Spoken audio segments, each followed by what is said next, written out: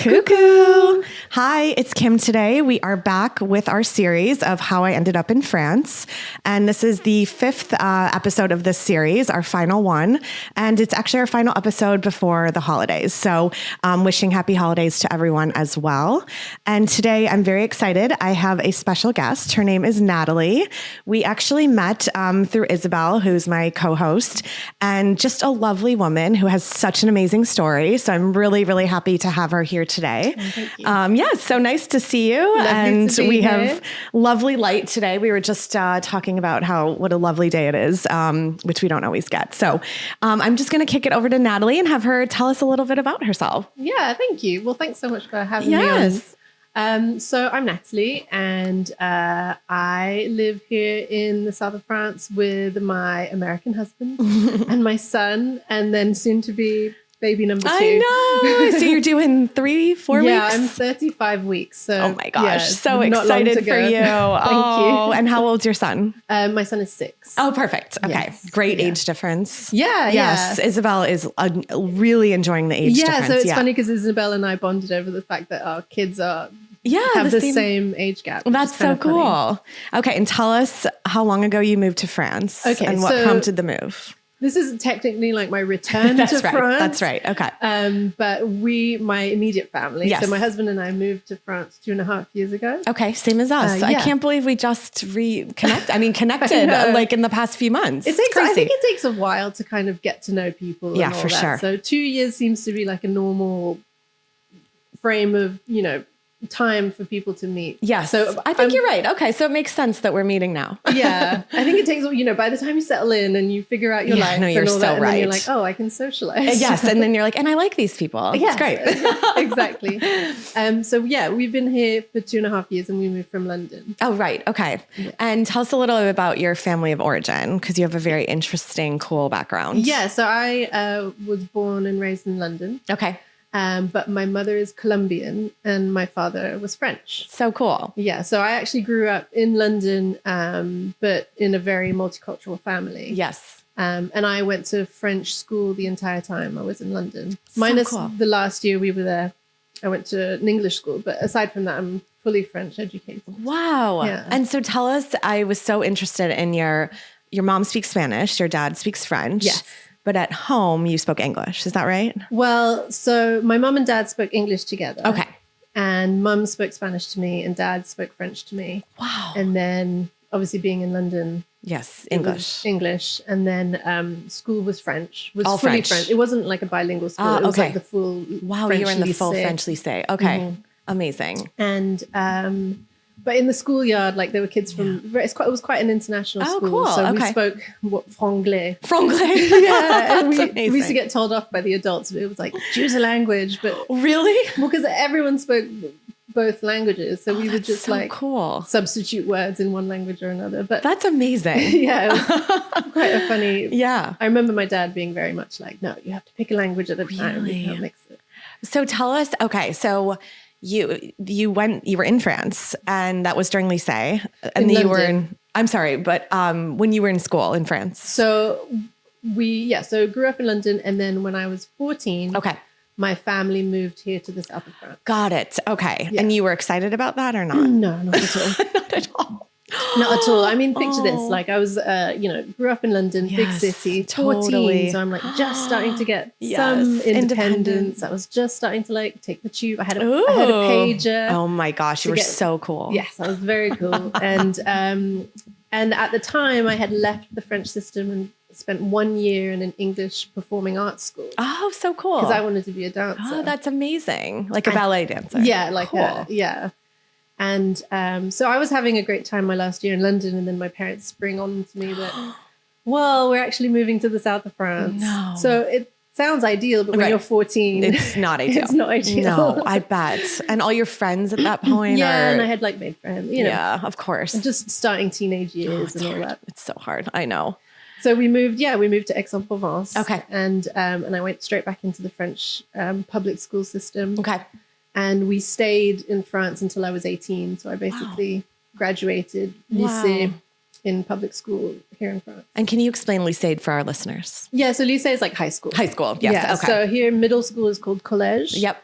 And then high school is called lycée. And it's 9 through 12? Yes. So it's 4 years. No, yes, it's 4 years. Okay. Yeah, so yeah, I mixed them up. I get. Don't worry. It was a long time ago. It was a long time ago. And it sounds like it was a long... Wait, no, you have seconde, première, terminale. No, yeah, so high school is 3 years. It's 3 years. Yeah, okay. and then college is before that. And college is 3 years as well? Uh, I'm educating myself as well. Oh my God, yeah, I'm having to like use my pregnancy brain. No, it's okay. No, I think it's 4 years. Sixième, cinquième, quatrième, troisième. Yeah, it's 4 years. Okay. And then you go into the lycée. And then you go into lycée. Yeah. Okay. I always get so confused. And it's different because they do the numbers backwards. That's what I mean. So explain that for a minute, just for our listeners, because I'm always like, I'm so confused when someone says, my son or daughter is in 5e, and I think 5th grade because 5 is 5. Yeah. And that's not right. I don't know the American system at all. Oh, you don't? Okay. So I'll, an American will say to me, 4th grade, 5th grade. And I'm like, I don't know what that is. What is the UK system? It goes up the normal way, but I was only in it for the 1 year. Okay, so I'm really more like French. Okay. So it goes backwards, and then but then in primary school they don't really have numbers. You start at CP. Yes, that's what my daughter's in, which is 1st grade for American listeners. 1st grade. CP stands for like classe préparatoire. I had no idea what it stood for. Class. Oh, okay. And then it's like CE1, CE2. Classe élémentaire, I guess. I could be wrong. No, then it goes to CM. Then it goes to CM. CM and I couldn't tell you what that is. Don't worry. Oh, we'll come back and give you, if you're interested in a little... You might want to like Google this. We'll come back with more educated on this. But anyways, okay, well, let's get back to Nathalie's story. So you were in France, and then after you graduated from lycée, high school. We moved to Aix. So I did those years in Aix, so 14 to 18, graduated high school. Okay. And then right around that time, my parents, my mum got a job in the Middle East. So my mum got a job in Qatar. And tell us about your parents. Your parents were such cool jobs. Yeah, so my parents were like news journalists. So cool. Like war zones and all kinds of stuff. So they were traveling. They were traveling a lot. So in London, they worked for big news corporations, American ones, Canadian ones. So cool. Some French ones.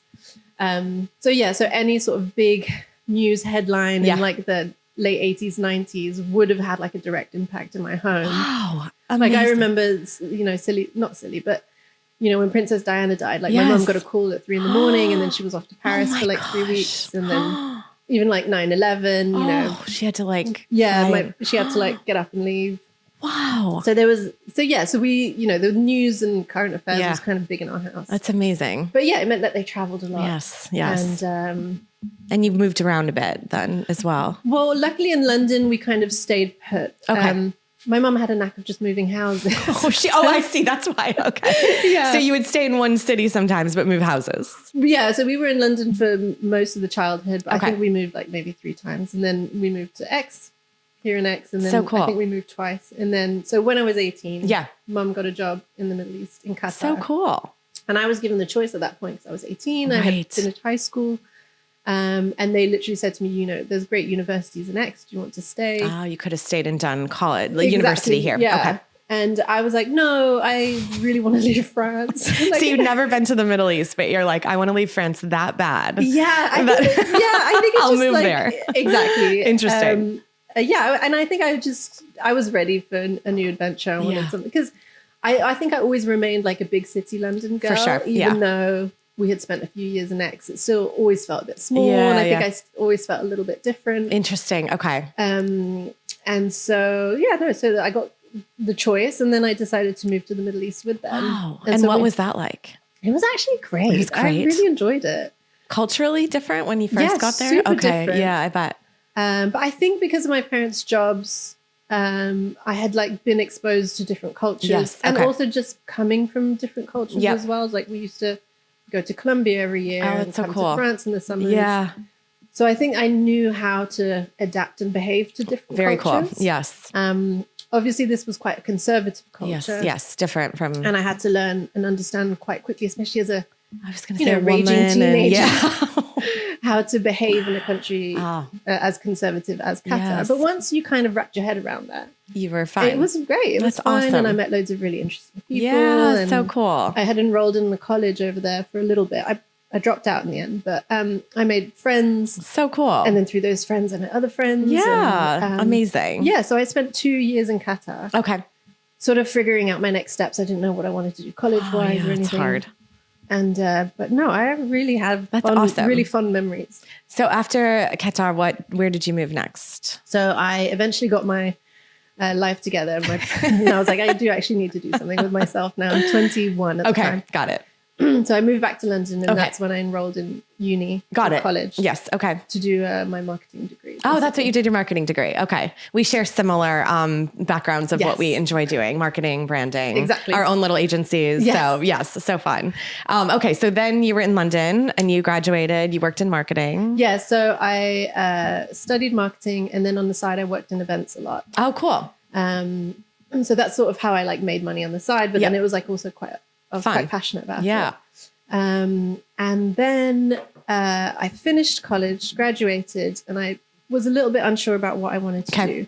So I went back to the Middle East where my parents still were. Wow. Went back to Qatar. Okay. And then I happened to get a job. There was like an annual film festival. Oh, cool. Happening over there, and they had like, temporary event jobs. Yes. Okay. So I started doing that, where I would like work for, 4 months, live with my mom and dad, put money away, and then I would go travel. So cool. Try and figure out sort of what you wanted to do with your life.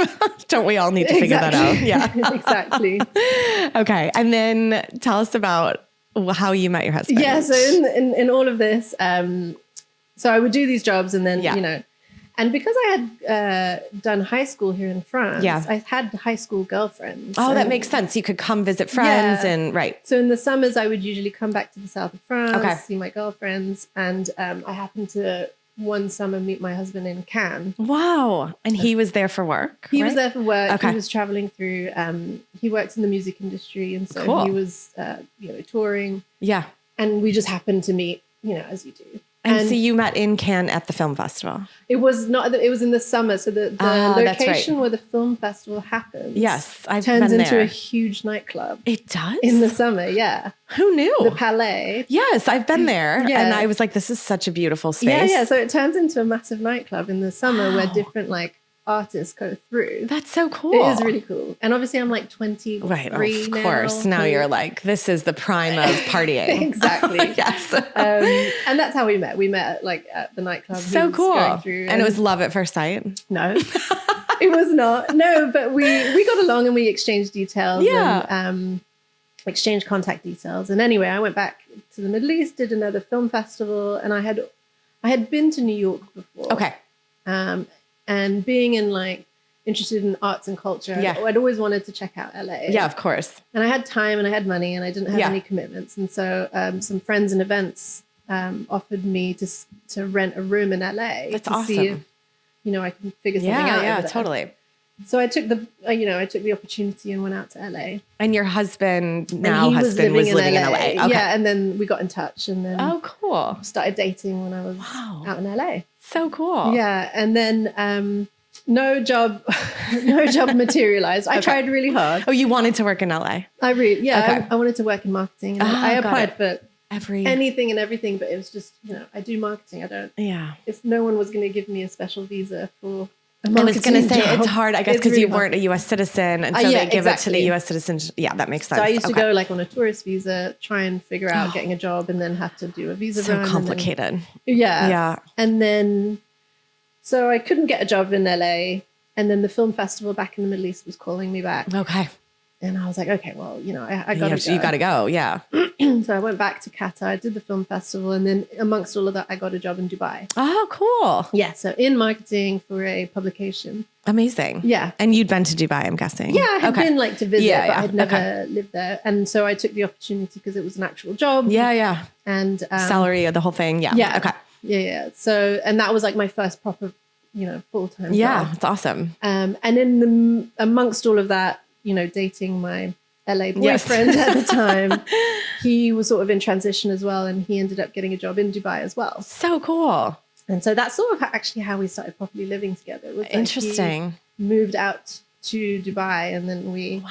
And tell us, it's illegal, right, to live together in Dubai? Yeah. I found this so interesting. I didn't know this. Yeah, well, because it's, Qatar and Saudi and the UAE are run under Islamic law. Yes. And so technically it is illegal to live as an unmarried couple. Wow. In those countries. However, I think a country like Dubai that's very modern and obviously has a huge expat community, especially now. Yes.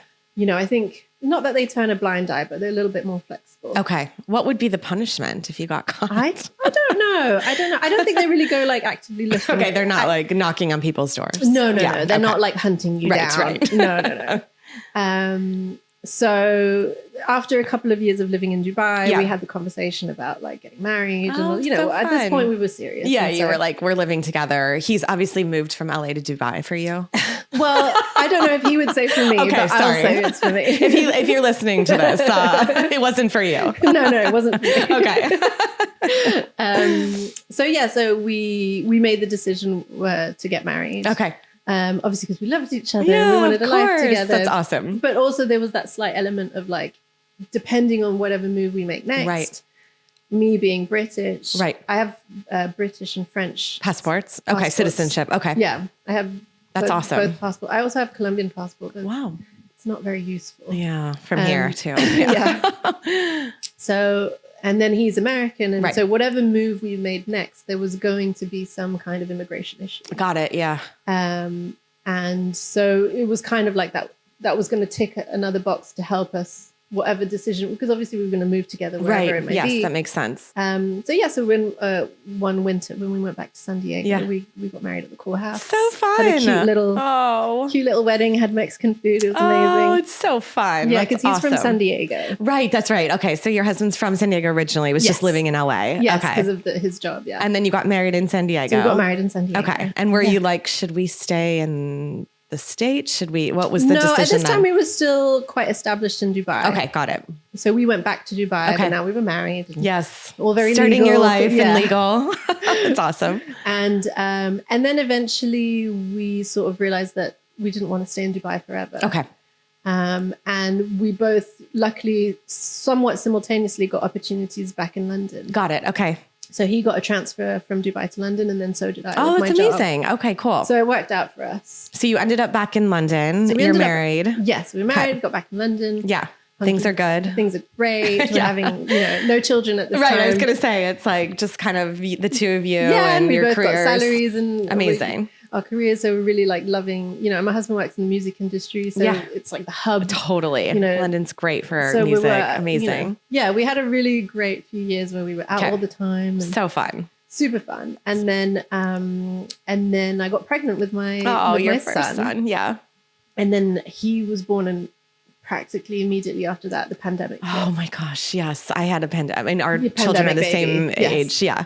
So I think that's what prompted us to start having the conversations about what next. Yes, because you're like, we're trapped in London and it's cold and foggy. And the weather's awful. Yes. I'm Latin at the end of the day. He's from Southern California. Totally. Like, where's the sunshine? And we were working from home, so remotely, and we were just stuck in a tiny flat in London. Yes. And that's what initially started the conversation about, let's find a move. Let's figure out a move. So who brought up France? Well, it's funny because not me. I didn't want to come back here. I know. After you talked about your experience in high school, I thought, how did she end up back here? Well, it's really funny because I had said after I left France the first time, I was like, I'm never coming back to France. And lo and behold, now you live here. Yeah, never say never. Okay, never say never. Yeah, good rule. That's my big life lesson. Okay, it's like never say never. That's awesome. Well, we had come here to the south of France in the summers with my husband to visit. Like I said, I have high school girlfriends, so I have people, that would come see. And he loved it. He was like, it really reminded him a lot of Southern California. Yeah, it does climate, in a lot of ways. Some of the, scenery. For sure. So he absolutely loved it. And we had like loosely talked about like, what if we invested maybe in a property in France that we could come back to. But smart. Initially, the conversation wasn't let's live there. Yeah. It was like, do we have like something to come back to? Got it. But it was nothing really pushed us to go like make the big move. Until the pandemic. Got it. Okay. And then the conversation was, do we move back? Do we move to Southern California? Okay. To be closer to his family. Yeah, that makes sense too. And in the meantime, my parents had moved back to France. Okay, so they're both in France. Yeah, they left Qatar and moved back to France. Got it.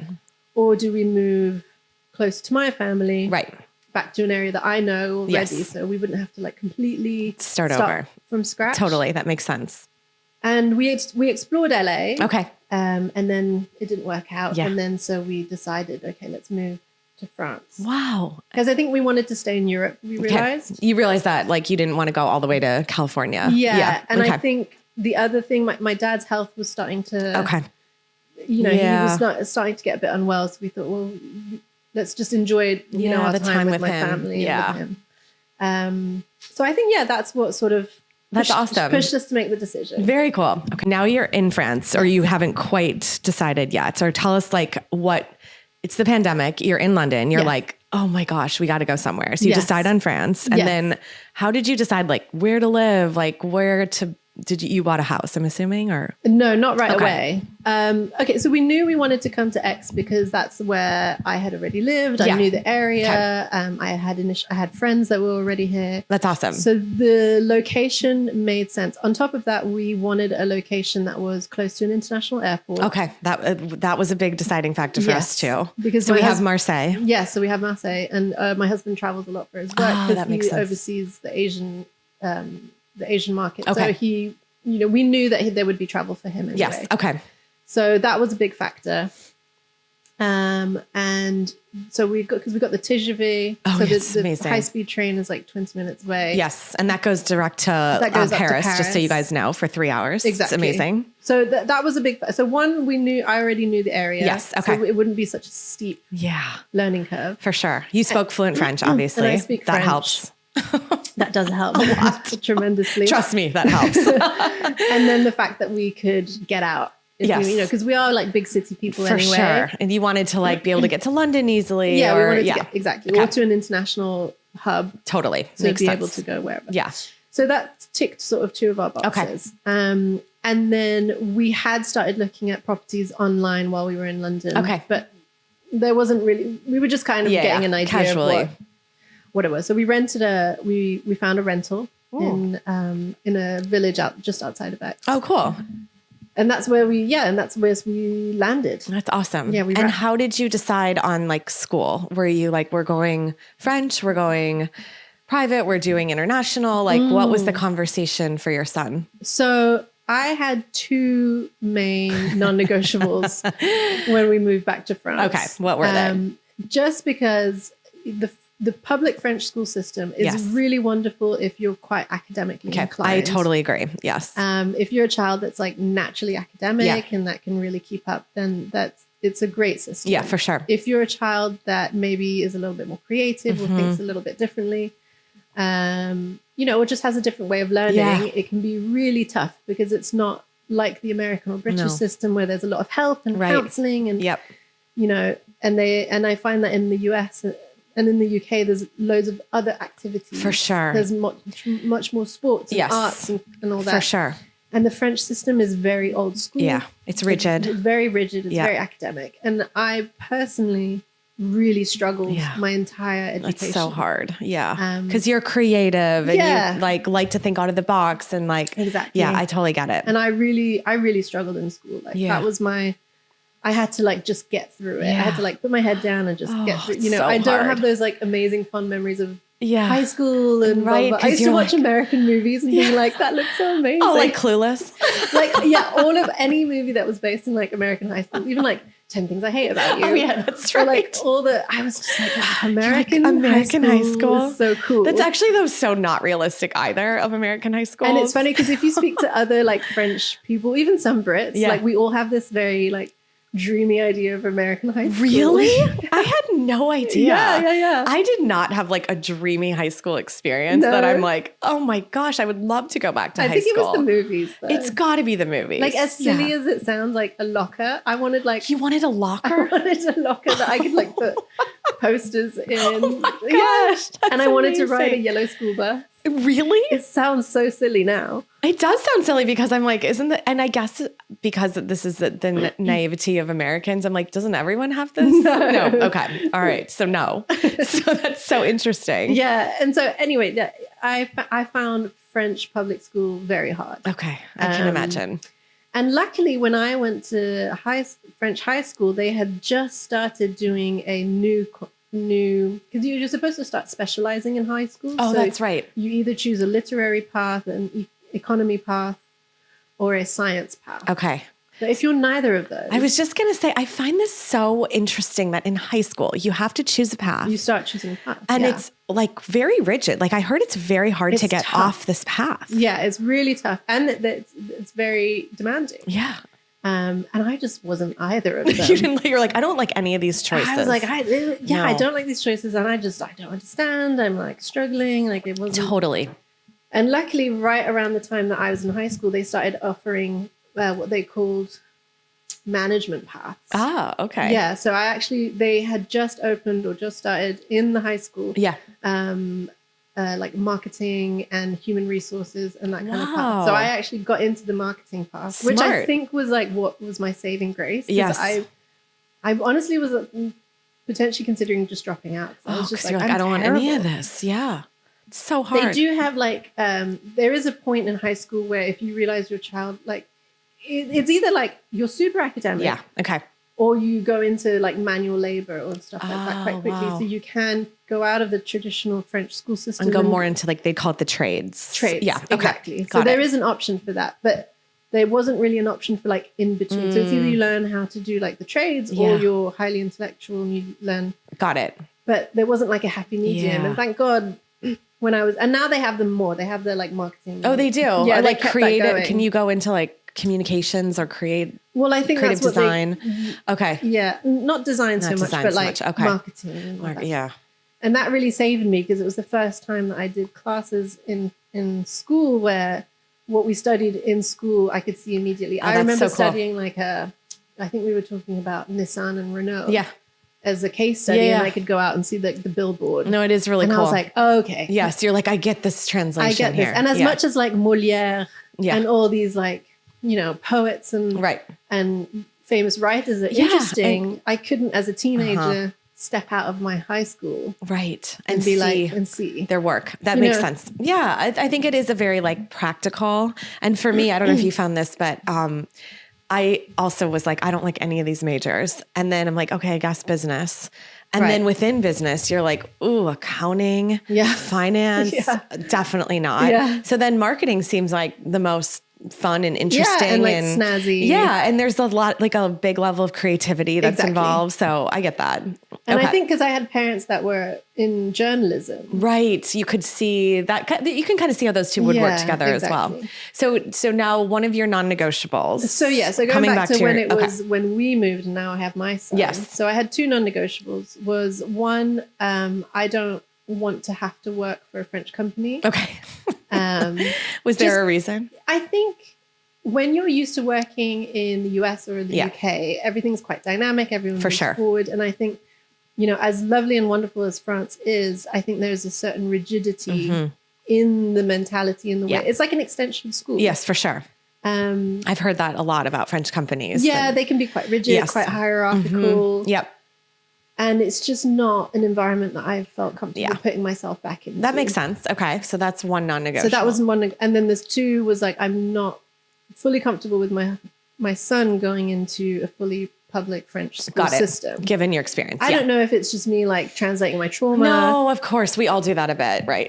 a little bit. I mean, he might have been fine, but so that was my other thing. So it's like, could we Okay. find like a bilingual school That's or awesome. an alternative school Yeah. or something like that? Because he didn't speak. I was going to any- say, what language does your son speak? Well, this is the Obviously funny- English. Yes, yeah, English. So when my son was born, I had to decide.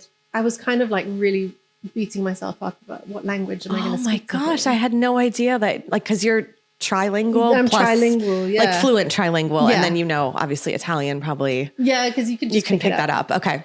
But yeah, I grew up with 3 languages, but it was very much like my mother is first generation Columbian. Wow. So she spoke Spanish. Right. Of course. My dad is like first generation. generation French. Wow. So he spoke French. But Yeah. I'm like, I speak all 3, Yeah. but I grew up in London. And, Right. and I kind of can go between them. So I was like really like And because my husband doesn't speak another language. I was going to say, does he speak any other language? No. Just English, like most Americans. Right. I mean, he understands a fair amount of I wasn't Spanish. judging. I just am like, it's a kind of a known fact that it's in the US, you're lucky to learn a second language, but it's usually later in life. Yeah. And he speaks a bit of Spanish because he has a lot of Mexican heritage. That makes his sense. Family. Okay. But not enough to like. Yeah.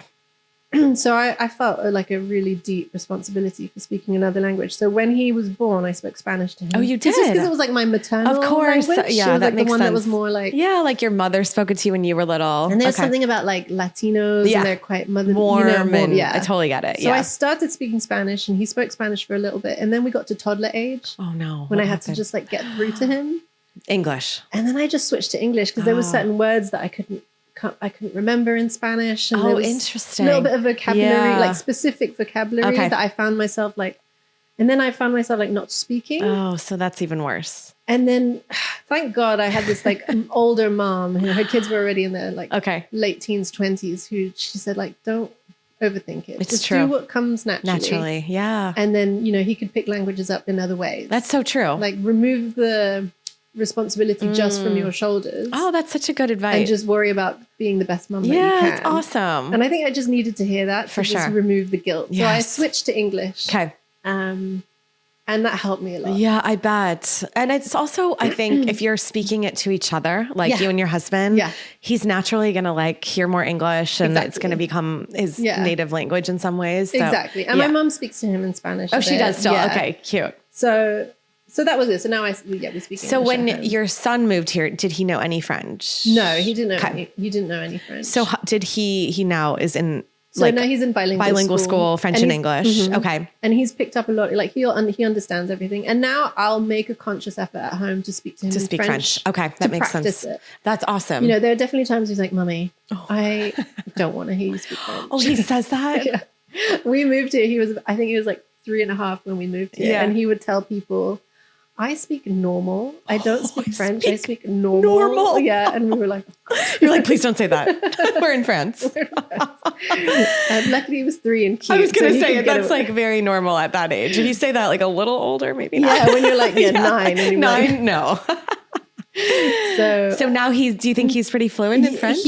I think he's quite a shy little guy. Yeah, so he's not going to like go out there and speak French. Totally. But his teachers and stuff tell us that he understands everything. That's awesome. And then when he has to, he'll speak. Yeah. When he has to order a chocolate ice cream. Oh, he knows suddenly. French is fluent. No, completely. It's so funny. We've been trying, because I would say my kids at this point are, I would say, fluent in French. And yesterday we went to Five Guys, which is the burger place. And then there's one in X. There's one in X. And my son is 8 and he never wants to speak French in public. I don't know why, but he obviously can speak it. But when we were at Five Guys and he wanted to order a chocolate shake, I said, you're going to have to go up and order it yourself. Suddenly the French is just flowing. I know. It was shocking. I know. So it's pretty interesting. It's very interesting. It's like, unless they absolutely have to. And then they know they can. Yeah. So, and I've seen him in like situations where he doesn't have a choice. Oh, of course. And he'll, reluctantly, but figure it out. Yeah, of course. And he'll come out with French. So I think he's hiding from me and my husband how much French he speaks. And we have to remember too, like at 6 years old, I mean, just the way their brain absorbs, like he will be trilingual without any problem. So that's pretty amazing. Yeah, exactly. So tell me about like, what were some of the biggest challenges when you arrived here, whether it's for your family or for your husband? Like what were some of the things that you guys were like, oh, this is really different? I think everyone who moves to France, when it comes to French admin, explain. The visa, the paperwork. Oh, yeah. Getting bills set up. Writing a French check. Writing a check. Remembering how to write a check. Like who writes checks? Who writes checks? I know. The French. Yes. Setting up healthcare. Yeah, all that. I've had a harder time setting up my healthcare as a French citizen. Yes, it's really funny. Wow. Because I had healthcare when we lived in France. Right. And I had my like healthcare number, my I guess social security number. Yeah. But because I left for 20 years, it goes dormant. Wow. So trying to like, so you had to so it's harder to reestablish that. And obviously I got married in the meantime. My name changed. Your name changed. Blah, blah, blah. And so that was actually a bigger challenge trying to reinstate my social security I'm so sorry. than just being like, I have a new name and I'm basically a new person. You would have been better off being a new person. I would have been better off being a new person than trying to prove that I'm that old person that came back. And, it's so hard. I'm sorry. Yeah. And then, just I think admin in general. Yeah, like, it's very in the hard UK here. and in the US, they'll come after you for stuff. For sure. But here you have to chase everything. And the different entity, whether it's gas or water. For sure. Like medical. Yep. And I find there's a lack of communication. But yeah. Like you never know what's going on. Like you send or the stuff car, in. Or like getting us set up a car. Oh yeah. We've been struggling with buying a car now. We're going on 2.5 years. So it's just, And then, and in that whole process, we ended up buying a house. Oh, wow. So was that complicated? That put us through. That was stressful. That was stressful. I think that might have been the most stressful. I bet. We haven't also done that. because in combination the rental that we were in flooded when there was like heavy rain. Oh my gosh, it's terrible. Yeah, so we move into this house. We land we land in Eggs. We rent this place. Yeah, and then there was like heavy rains in the spring. Oh no! And some of the wooden floorboards flooded, and then everything like molded and like Oh my gosh! So we had to move out urgently. Quickly. Yeah. So we had to put all of our stuff in storage. Oh, this is awful. And move out. And then in the meantime, we had found the house that we wanted to buy and started that process. But as you know, in France, we were getting close to summer. Oh, right. And we were trying to get a mortgage in the month of August. Oh, which is like no one's even around. No one works. No one works. All of France shuts down the entire month of August. Completely. Which is amazing when you're in the system. For sure. And you're just on holiday. But Correct. if you're trying to get anything done. No, it's very frustrating. So my bank was like, call us up in 6 weeks when we're back. No. And I'm like, so we ended up throwing all of our stuff in storage in a bit of a emergency. And then we rented like 7 different Airbnbs. No. Because we didn't know when. We had to keep moving. Oh my gosh, this is terrible. And I'm the only French speaker. So I was like. So you're managing all this. Running all of this. Yeah. I'm so sorry. That's so stressful. It's all right. It's just you got through it. It's part of the French experience. We got through it. Yeah. Everyone came back from their vacation. Oh, it was time. It was September. It was September. Yes, it's time. Yes, the rentrée. Anyway.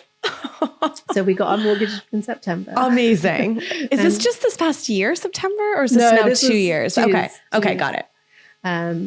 So I think that might have been like the biggest challenge in our move here was I'm so trying sorry. to buy a house in the summer. Don't buy a house in the summer, people. Yeah, but just some good advice for that. Don't do anything. Don't do anything in the summer. Enjoy the summer. Enjoy the summer. It's lovely here, but do embrace the cultural downtime. Exactly. Yes. And let's transition to the positives. Like, what are some of the rewards you guys have experienced? Yeah. So obviously, nothing beats the sunshine. Yeah, I bet. I know. It sounds so cliche, and she has the sun on your face right now as you are speaking. I love it. No, I think the climate was a big thing. Okay. Especially coming out of a big city like London, being closer to nature was good. I'm very connected to the sea. My husband's connected to the ocean from Southern California. So having the sea really close by. And the food, like for me, I grew up in different countries and all that, but my father remained very French. That's awesome. And he had very much that respect for food. That's so cool.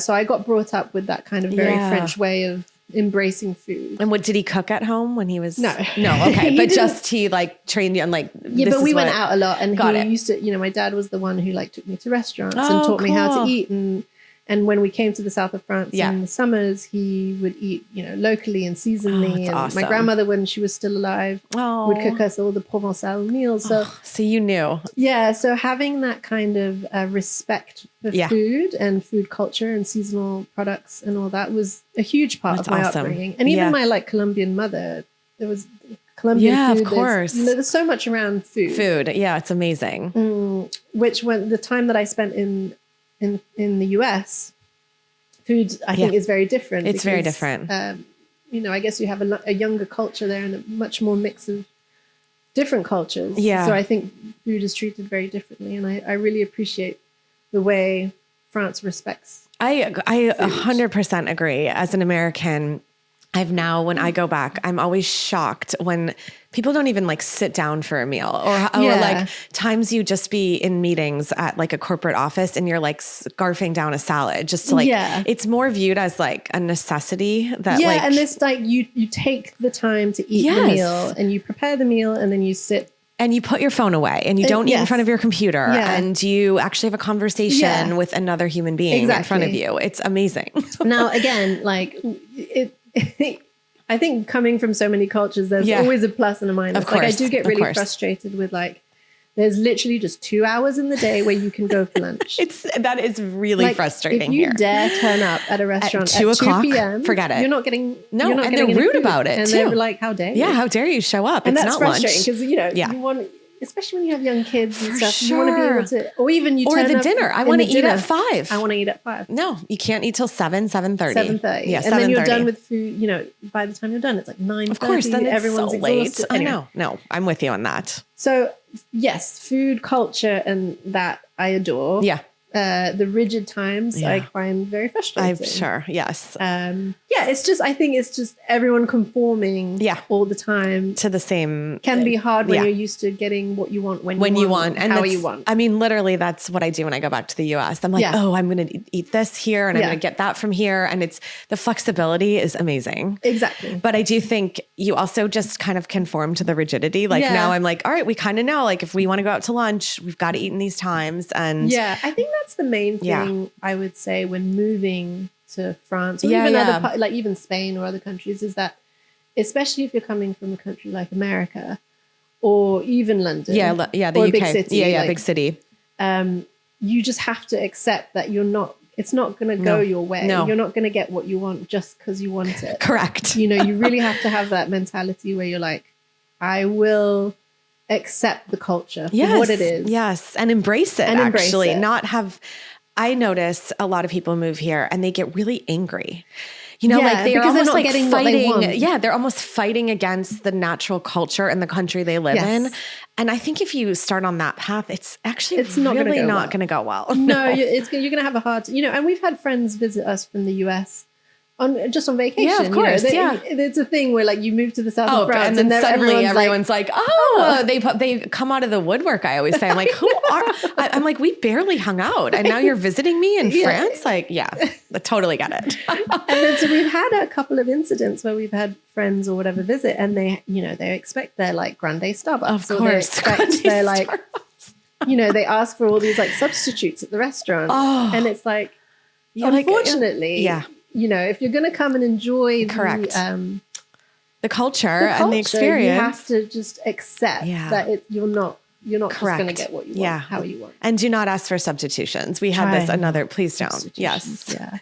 What other advice do you tell people like that come to visit France or if you were moving to France? I think moving. Okay. I mean, visiting is great. You can just like pop in, live your fantasy and then go back home. So you don't give people like, when you have Americans visit, you're not like, could you keep your volume down at a restaurant or please say bonjour or like, what do you say anything? Or are you just like, you do you here? I think when they start asking for like specific things, I'm a little like, the Starbucks or the, do they have vegan options? And it's hard to be a vegan. Like I respect really hard you to be if a you're vegan. There's nothing wrong at all with being vegan, but it's just not ingrained in the culture and it's not so popular that everyone has adapted. Correct. Agree. So I think, when you come, you just like we just said, like we just got to embrace what it has to offer. Agree. If you're moving here and you're moving here purely on the fantasy of living this quaint French life, I think you just need to come with a dose of reality that you're going to have your challenges. Yeah, for sure. No country is perfect. No city, no area. Like I can't, I mean, you've lived in so many places. Like you can say that with full honesty. About everywhere. Right? Yeah. Nothing is perfect. No place is perfect. And you're going to be confronted with challenges. Yes. And especially if you don't speak the language. Yes. Because I find that the French don't love going out of their way to speak English to you. They're like, you've come to me. Right. You need to adapt. You need to try and agree. And I do think it's more important in France than other countries. I would say so. To at least try to speak the language. Like we've said that before. And I'm sure your husband's experiencing that as he goes out and about. I think highly dependent on you, on a lot of my, of course, the fact that I'm fluent, which I think hasn't like, necessarily always driven him to be so like, I'm gonna make a big effort at learning French. No, I almost think if my husband had been fluent in French, I don't know that I would have made as much of an effort, just because you don't have to. Yeah. But when it's two of you, like my husband and I, neither one of us, like both of us are putting a big effort in because it's important. And we kind of need to like rely on each other through situations. And, he's better at understanding. I'm probably better at speaking. Right. And so it's like a good counterbalance. And I think we said this when we met, is that French is a hard language. Yes. And I'm so glad you told me that, because I was kind of down on myself. Like didn't actually know what you and I had coffee a few days ago, and I didn't realize that you were completely fluent in French. And all of a sudden she's at this restaurant and she's just like whipping out and I'm like, oh my gosh, her accent's perfect. And she like knows exactly what she's talking about and understands everything. And then I was like, wow, your French is really good. And you're like, well, I'm half French, so don't feel bad. And then you told me French is a very hard language, and it made me feel better. French is a hard language. Even I still struggle with, I'm fluent, so I can have conversations and I understand and all that. But, the writing, the vocabulary, the conjugation, it's still really hard. And it's now that I'm in France full time, it's come back. But when I used to not live in France full time and I'd come back to see my friends in the summer, it would take me a while for the French to come back. Yeah. Wow. And I would make mistakes all the time. And did they correct you? Yes, of course. They did. The French were like, no, actually, it's this. Oh, as they do. No, it's fine. I know that it's just part of the culture. Of course. But French is hard. Yeah, and it is hard. If I was out of practice, it would take me a few days for it to come back to me. Of course. I think anyone who moves to France and is going through the amazing effort of learning the language, just please be a bit kind to yourself. I know. I love that advice. That actually made me feel so much better, because you do put a lot of pressure on yourself. Because you're putting in this effort, and then you might want to go out and like just try something, a new experience. And it's frustrating because you're like, why am I not getting this? And why are they looking at me like that? And but it's helpful to be nice to yourself. 100%. Yeah. Like just the fact that you're trying to learn is amazing. That's awesome. No, thank you. You need to just give yourself a massive amount of credit. And also the French they're hard. Yeah. And it's part of the education system. Course. Like everything I was saying to you, I think in French culture is like, nothing is quite good enough. Right. If, nothing's ever going to be perfect. Yeah. But never, you'll always miss the mark a little bit. And that's just how the culture. Yeah. So everyone's always quite hard on everyone.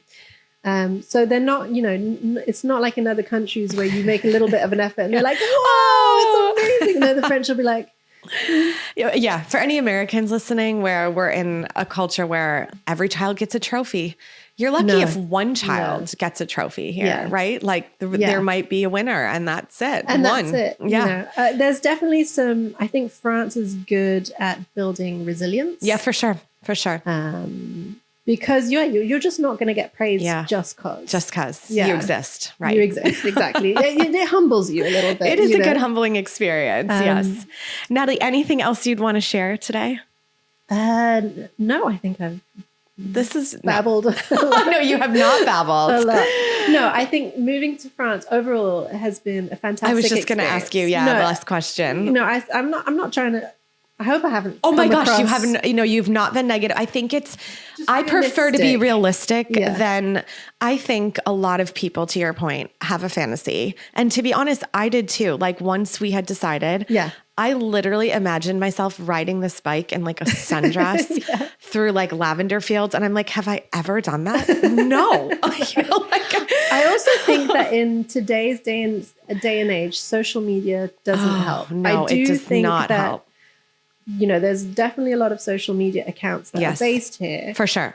And that portray this very picturesque, very 100% idea of, and it's what I love about Isabel, because Isabel's very real. Very real, totally. And she'll tell you like it is. Yeah, she'll tell you it is. She turns up, how she is. And that's one of the things that, I really liked about her, even before I met her in person. Yeah, it's great. And she's just as real in person. She really is, yeah.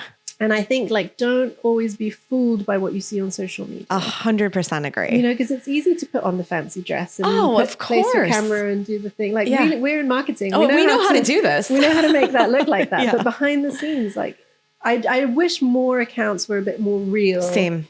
About like, hey, it is wonderful. I know. I have the sea 5 minutes away. I have the mountains. Yes, I have lavender fields that I drive by.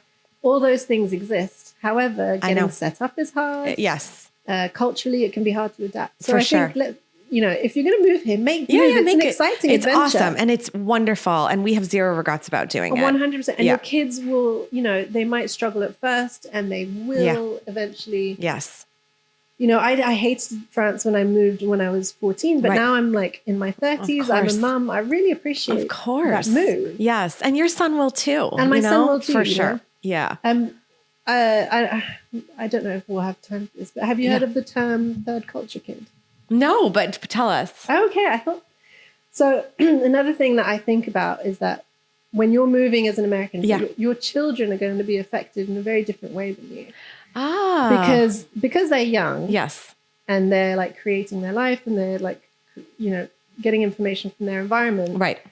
Let's say you were to move back to the US. Yes. They'll struggle adapting back to the US. And there's a term called TCKs, third culture kids. Okay. I don't know this term. Yeah. And there's like a whole. Really? It's huge. Like maybe we need a whole episode on this. Yeah, maybe okay, we should tell do us. that. Yeah. So third culture kids are essentially children that come from one culture at home but live in a second culture. Oh, that's completely my children. Yeah, and the combination of both makes third culture children. Wow. Third culture kids. TCKs. Yeah, TCKs. Okay. There's literally like a hashtag TCK. Oh it's like my a whole world. gosh. And it's a lot of kids who grew up internationally, expats and all So that. They relate interesting. to this term Wow. of TCKs where in the long term they feel at home everywhere and nowhere. Oh my gosh. That's because a real they don't thing. have like solid cultural roots. Wow. But then they're so much richer in so many other ways. So it's a positive and a negative. Yeah. Like I would fully consider myself, if you were to read like the description of a TCK, I would fully put myself under that category. Wow. That's so interesting. I notice it because my kids, like I'm wondering the effect this will have on them when they're watching me struggle through a language that they're fluent in and watching me like laughing at me actually. But then they completely understand, completely get everything, but yet I'm the parent and they're the child. And it's almost a bit of a role reversal when they're like helping me struggle through a situation in a language they're fluent in. Yeah. I mean, it's very interesting. Think about it in the US, like all the immigrant families who move there, who have their children in the US. Yes. And those children are both of that culture, but also American. Yeah. It's basically the same thing. But it's just in another environment. Wow. Yeah, that's we crazy. could do a whole episode just I love that. I'm so glad you introduced the term. I'm going to have to TCKs. look this up for sure. Yeah. So awesome. Well, I think we're at time, but thank you so much, Nathalie, for having you. And I think you'll probably be back as a guest. We would love to have you. Me back, I'd love to be back. Thank you. Okay. Thanks everyone for listening. Happy holidays. Bye-bye.